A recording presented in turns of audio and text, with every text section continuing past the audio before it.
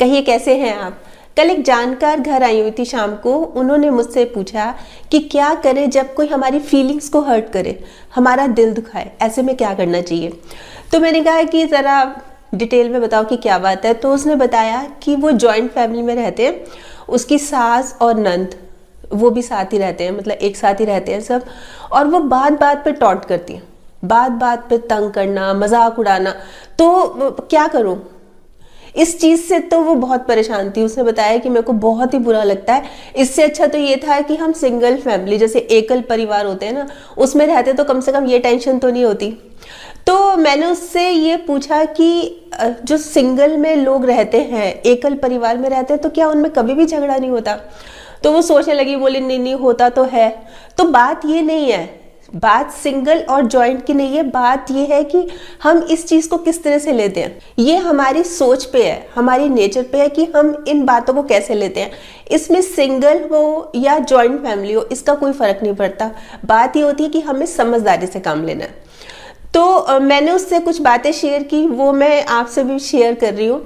तो मैंने जब उसको ये कहा कि समझदारी से काम लेना चाहिए, ये कहते कहते मैं उठी और मैंने पंखा बंद कर दिया।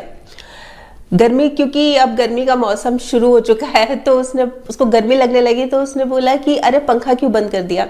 तो मैंने कहा चलो हम गर्मी को कोसते हैं, गर्मी के ऊपर गुस्सा निकालते हैं कि गर्मी कितनी गंदी है, गर्मी कितनी बेकार है, दिमाग खराब कर रखा है इस गर्मी ने।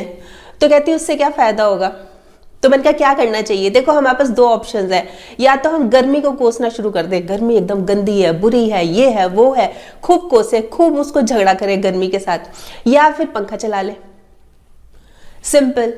तो कहती बेस्ट है पंखा चला लो, गर्मी को तो कोई असर पड़ेगा नहीं, कोई फर्क नहीं पड़ेगा, पंखा जरूर चला लो, कम से कम ठंडी हवा तो आएगी। तो मैंने कहा यही चीज मैं कह रही हूँ कि समझदारी से काम लेना चाहिए। उधर तो हम बोल नहीं सकते, हम अपनी मदर इन लॉ के सामने कैसे बोल सकते हैं, मुंह कैसे चला सकते हैं, या नंद हो गई, हमें तो अपनी गरिमा रखनी है ना, हम कैसे उनको बोल सकते हैं। तो समझदारी क्या हुई कि हमने चुप रहे कि हमने कोई और ऑप्शन खोजा। जैसे कि हमने गर्मी से बचने के लिए गर्मी को कोसने की बजाय, दुखी हो रहे हैं गर्मी से, पर उसे कोसने की बजाय हमने क्या किया, हमने चला लिया पंखा।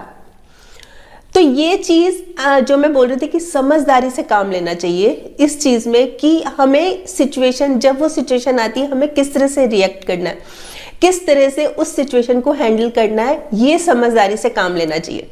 अब बात आती है नेचर की। हर किसी की नेचर अलग होती है, हर किसी की। अगर हम ये सोचें कि एक क्लास में 40 बच्चे हैं, 40 बच्चों की नेचर एक है, तो वो पॉसिबल नहीं है। अगर हम ये सोचते हैं कि एक फादर के 4 बच्चे हैं, 5 बच्चे, सबकी नेचर एक है, तो वो भी सबकी अलग अलग होती है।